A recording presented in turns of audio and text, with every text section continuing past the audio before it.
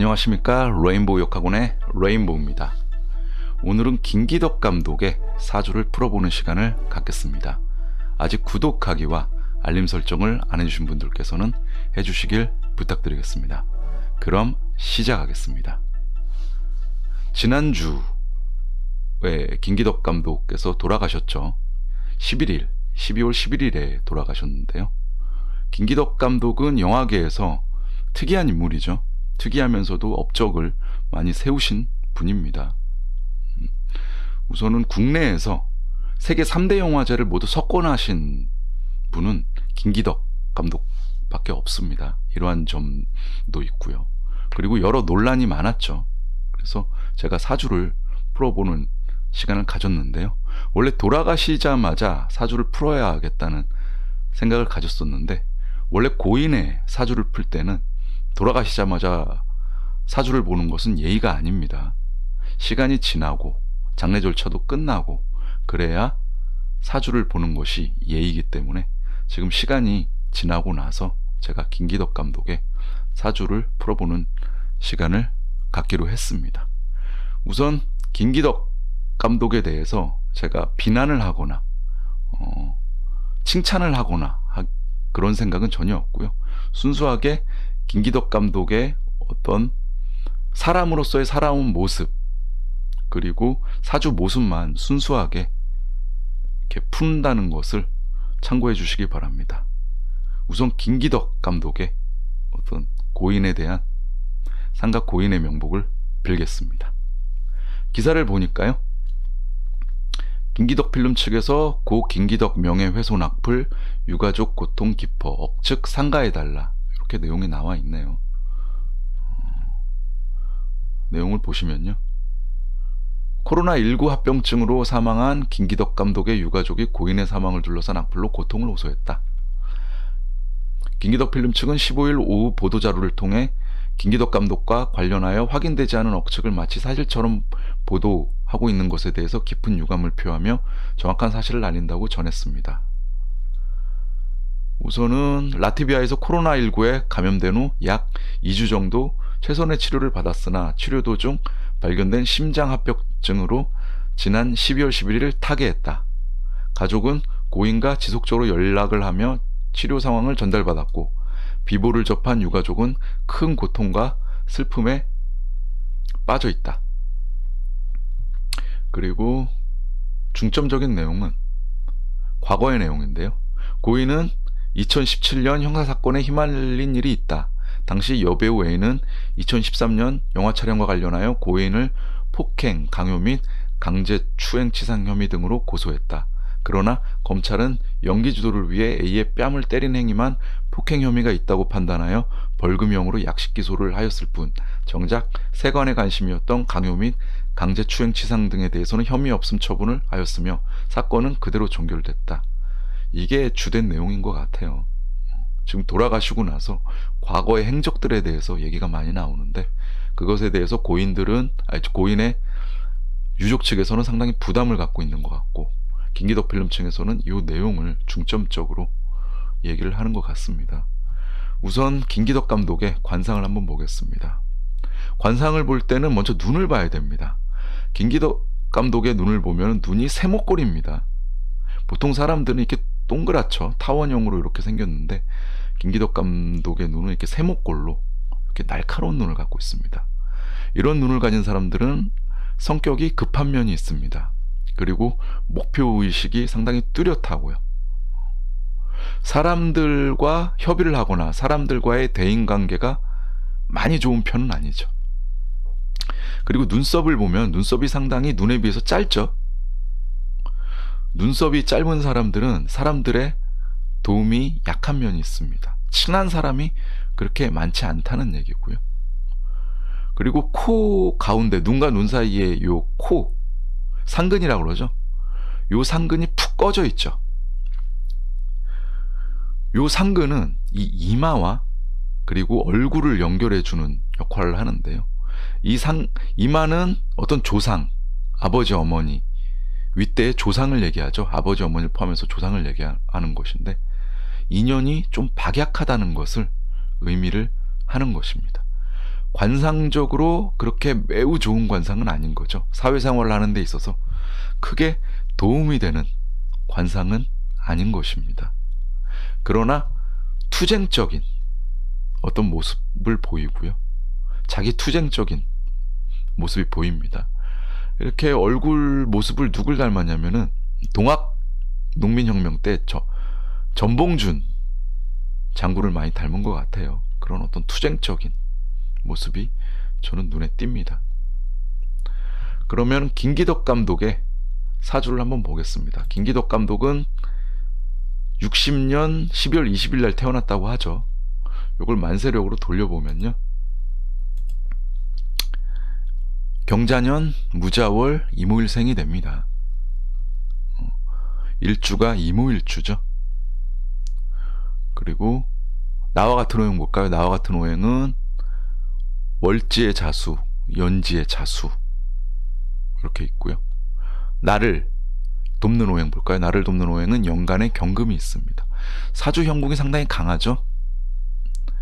나와 다른 오행 볼까요? 일지 오화, 월간에 무토가 있습니다. 이 무토는 경금을 돕죠. 나름대로 관인상생이 된 것 같아요. 사주가 강해졌습니다. 이 무토가 이 경금을 돕고 이 경금이 물기운도를 도우면서 사주가 매우 강해졌습니다. 이 오화는 사실상 꺼져 있다고 봐야겠죠. 월직격이 중요한데요. 월직격이 자수, 추운 겨울에 태어났죠. 그리고 일간이 물기운인데 등령을 했다고 그러죠. 등령을 했고요. 그리고 이 자수가 양인살입니다. 장성살도 되면서요. 양인살도 되는데요. 사주가 매우 신강해졌습니다. 매우 신강한 사주를 갖고 계십니다. 사주에 음기운도 꽤 많죠. 음적인 부분이 많아요. 물기운 자체가 음적인 기운인데 지지 자체가 다 음기운입니다. 내적인 어떤 성향이 더 강하다고 보이고요. 음기운이 강하니까 밝은 모습보다는 인상적으로 어두운 모습도 보이고 암울한 모습도 보인다고 생각됩니다. 제가 사주를 분석해 놓은 자료가 있는데요. 자료를 보면서 설명을 드리겠습니다. 우선 이모일주죠. 이모일주는 자신의 목표의식이 강하고 그 목표를 이루기 위해 자신의 모든 것을 거는 의지가 뚜렷합니다. 열정적인 모습을 보이죠. 그리고 지지의 재성을 깔고 있죠. 일간은 큰 물인데 그래서 큰 물기운이 작은 불을 순식간에 끄는 것처럼 충동적이고 급한 면도 있습니다. 관상에서도 말씀드렸듯이 그 삼각형 눈을 갖고 계신 분들이 급한 면이 있죠. 사주에서도 그러한 모습을 보입니다. 그리고 지지에 오화를 깔고 있죠. 사주가 강한데 이 오화 재성을 깔고 있단 말이죠. 이 재성은 조그만 어떤 재성의 모습이거든요. 그리고 군비쟁제의 모습도 보입니다. 그래서 이 오화 재성을 계속 노리려고만 하다 보면은, 그리고 요게 도화니까 주색 잡기를 상당히 조심해야 됩니다. 만약에 김기덕 감독이 사업을 한다 그러면은 사업운이 크게 없는 것이죠. 이 재성이 꺼져 있기 때문에 절대 큰 사업이라든가 도박, 투기성 재테크를 하면은 무조건 좋지 않은 사주라고 보시면 됩니다. 그리고 이 연간에 있는 경금과 일제 오화의 모습을 봐야 되는데요. 우선 경금부터 보면요. 연간 경금 인성이 일관과 무정합니다. 이 인성이 어머니를 의미하죠. 이 어머니가 좀 멀리 떨어져 있고요. 그리고 요 경금이 가뜩이나 강한 사주인데 이 물기운을 강하게 하면서 더 사주를 강하게 만들면서 이 오화 재성을 꺼버리죠.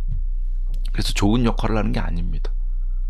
이 무정하다는 의미는 멀리 떨어져 있고 나에게 크게 도움이 안 되는 상황이라고 보시면 됩니다. 사주학에서 무정하다는 표현을 쓰는데요. 무정하다는 의미는 나에게 도움이 안 된다. 그런 뜻으로 보시면 되겠습니다. 그리고 이 오화 재성은 내게 힘이 돼야 되는데 힘이 아니라 이건 거의 오화는 있으나 없으나 한 존재죠. 이 오화가 있어서 도움되는 것도 없고, 없다고 해도 크게 문제가 없는 그런 존재입니다. 사주학에서 한신이라고 그러는데요. 이 한신임으로써 도움이 안 되죠. 이 오화가 재성, 아버지를 의미하죠. 이 경금이 어머니를 의미하고, 김기덕 감독의 나무위키를 보면은 어린 시절 참 불우했다고 그래요. 아버지가 상위 군인으로서 사회활동을 잘 못하고, 어머니는 어머니대로 도움이 크게 안 돼서 불우한 생활을 했다고 그러고요. 그런 모습이 사주에 나와 있습니다. 그리고 초년운이 기축대운입니다. 기축대운은 이 쇠기운의 힘이 강해지면서 물기운이 강해지고요. 그리고 이 오화가 흙기운에 의해서 힘이 빠지죠. 그래서 좋지 않은 대운이라고 봐야 됩니다. 그래서 불리한 초년운을 지냈다고 보입니다. 세 번째로 연월지 자수의 모습을 봐야 됩니다. 이 자수가 도화살이면서 양인살입니다. 사주의 물기운이 강하고, 그 물기운을 이 양인살로서 양인살 자수들이 힘을 주죠. 그러면 이 양인살, 자수, 도화살, 이 자수들은 좋은 역할을 하는 게 아닙니다. 기신으로 봐야 됩니다. 그래서 직업을 선택하거나 어떤 일을 할 때 잘 참고를 해야 되는데요. 이 자수가 기신이기 때문에 요걸 반대로 활용하는 직업을 찾아야 되겠죠. 이 양인살에 대표적으로 맞는 직업이 군인이나 경찰이죠. 만약에 군인 경찰을 한다면 도움이 될 것이고요. 그리고 이 도화살을 활용한 예술인이 되면은 좋지 않은 기신 운을 극복할 수 있는 겁니다. 실제로 김기덕 감독은 해병대에서 5년 동안 부사관 생활을 했죠. 제가 봤을 땐 이 사주와 맞는 직업을 가졌던 것 같은데요. 제가 봤을 때 계속 군 생활을 했었어도 괜찮았을 거로 보입니다. 어떤 이유로 제대를 했는지는 모르겠지만 군인을 계속 해병대에서 부사관 생활을 하고 했으면 정년퇴직까지 잘 하지 않았을까, 이런 생각이 듭니다. 또 제대하고 나서 예술인이 됐죠. 이 도화살을 이용해서 예술인이 된 겁니다. 실제로 이 양인살은 어떤 기능을 익히거나 뭔가 고치거나 할 때 좋은 살이죠. 실제로 김기덕 감독은 영화 제작할 때 어떤 영화 소품들을 직접 만들어서 사용했다고 그래요. 소품들을 직접 만들어서 자기가 사용할 정도로 기능에 뛰어났다고 얘기를 하죠. 이 양인살, 도화살 때문에 어떤 이러한 재능들을 발휘하게 된 것이죠. 그렇지 않고 이거와 관련해서 흉한 직업들, 예를 들면은 뭐 깡패라든가 뭐 조폭, 그 다음에 뭐 도박을 한다거나 이랬다면은 본인의 상당히 해가 됐겠죠. 이 양인살은 뭔가 고치거나 남을 치료하거나 이럴 때 좋지만, 반대로 나쁜 직업을 갖거나 나쁜 운을 받을 때는 자신에게 비수가 되어서 자신의 몸을 상하게 합니다. 그래서 좋지 않은 운이 올 때 요 양인살을 조심해야 되는 거죠. 그래서 직업적으로 잘 찾은 거고요. 이 양일살과 도화기운을 좋지 않은 운에는 자신이 받게 돼서 하천한 삶을 살 수가 있는 거죠. 그런 면에서 김기덕 감독은 자신의 사주와 아주 잘 맞는 직업들을 가졌던 거죠. 부사관 생활, 그리고 영화감독, 잘 맞는 거죠. 올해 돌아가신 운을 보니까요, 우선 이 사주가 건강적으로 그렇게 좋은 사주는 아닙니다. 우선 식상운 자체가 약하고요. 사주가 물기운으로 상당히 편중되어 있습니다. 건강운을 보려면은 사주의 조우를 봐야 됩니다. 이 조우를 봤을 때는 찬기운, 물기운이 너무 강하죠. 너무 습합니다. 특히 이 오화가 불기운인데, 사주의 불기운은 심장을 의미하죠. 혈관 질환이라든가 심장 질환을 의미합니다. 아까 기사를 봤을 때 코로나19에 감염돼서 심장 관련 합병증으로 돌아가셨다고 그랬죠. 이 사주에 나와 있는 겁니다. 이 오화가 심장 질환, 혈관 질환을 의미하기 때문에 원래 선천적으로 심장, 장기 중에 심장이 약한 것이고요. 그게 올해 코로나에 걸리면서 심장 합병증을 얻게 된 것이죠. 경자년 운을 분석해 보면요. 우선 경자년 자체가 이 물기운을 상당히 강하게 하고 이 경자년의 자수가 양인살입니다. 양인살은 이사주의 기신운이죠. 양인살은 남을 치료하거나 남을 고치거나 물건을 고치거나 이런 데 재능은 있지만 반대로 좋지 않은 운에서 자신의 몸을 다치게 합니다. 이 양인살 자수가 오면서 이 오화와 충을 하게 되죠. 그러면서 코로나19로 인한 심장 합병증이 와서 안 좋은 운을 맞이하게 된 겁니다. 네. 개인적으로는 제가 김기덕 감독의 영화들을 몇 편 본 적이 있습니다. 나쁜 남자라든가 섬 이런 영화들을 봤었는데요. 우선 김기덕 감독의 영화 자체가 좀 난해하지만 저는 개인적으로 하층민들의 삶을 다뤄서 좀 감명 깊게 봤습니다. 하층민의 어떤 삶을 이렇게 사실주의적으로 어떤 그린 감독들이 별로 없습니다. 거의 김기덕 감독이 사실적으로 잘 이렇게 묘사했는데 호불호가 있지만 저는 개인적으로 감명 깊게 봤습니다. 네. 마지막으로 김기덕 감독의 명복을 빌겠습니다. 네, 오늘 간단하게 김기덕 감독의 사주를 풀어봤는데요. 사주 공부하다가 궁금한 사항 있으면 언제라도 댓글로 문의 주시면 바로바로 댓글을 달아드리겠습니다. 네, 오늘 강의 듣느라고 수고 많으셨습니다. 다음 시간에 뵙겠습니다. 감사합니다.